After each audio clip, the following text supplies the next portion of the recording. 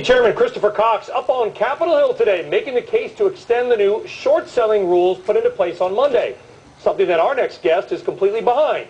He's in favor of it, in part because he believes his company had been unfairly victimized by a practice known as naked short-selling. Overstock.com CEO Patrick Byrne joining us now exclusively. Patrick, good to see you in person. Usually you're in Utah.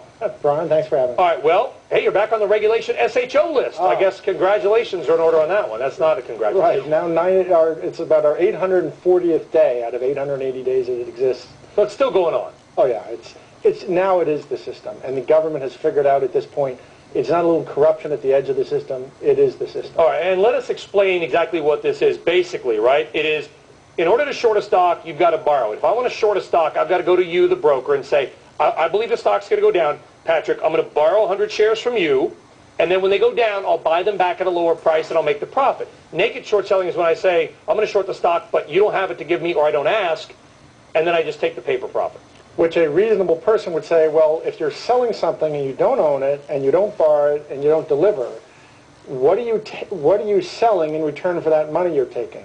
And the answer is nothing. Nothing. And you can't do that when you bet a stock's going to go higher. There's no way to do that on the long end. Of course, you can't buy stuff and you have to deliver the money when you buy. So they're phantom shares. There's now, the government has admitted there's over $1 billion. I think there's probably close to $10 billion circulating the system. Nobody even can keep track of them anymore.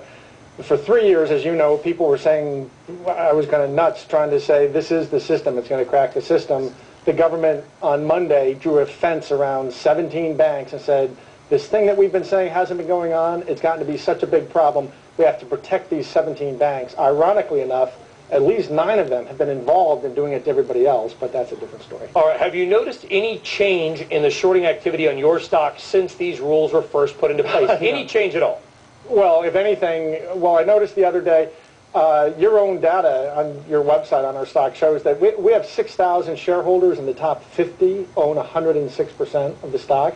Which is impossible. One would think. Yeah. And that fact notwithstanding, on Friday, 20% of our stock traded in a stock where insiders, I mean, there's just not that stock there. At this point, it's all make-believe. And I try to divorce it from our stock. I've been trying to say this is But that's tough. It's tough for your employees, tough for your shareholders to say this is what's going on, because what they just want is for this, business to be sort of left alone to live or die on its own merits. Of course. You can't go, of course. It's that simple. You can't go out there and sell somebody else's stock. Can I use a different company than mine to walk you through a quick example to show you? Go ahead. Don't have a lot of time, but go ahead. I'll be real quick. There's a company called Force Protection. They make V-shaped vehicles that our soldiers use in Iraq. Short seller's favorite. Short seller's favorite.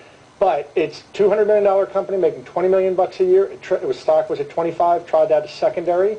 It got naked shorted to 4. They canceled their secondary. Because they did that, they canceled an expansion of their factory. They can't keep up with orders. So somewhere in Iraq this week, some soldiers are going to die because some hedge fund guy wanted a new Ferrari.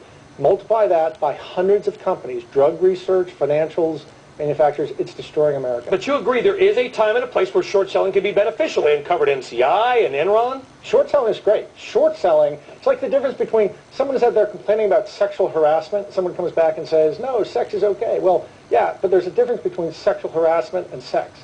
There's a difference between naked short selling and short selling. One's legal. Short selling is fine. Naked short selling is a crime.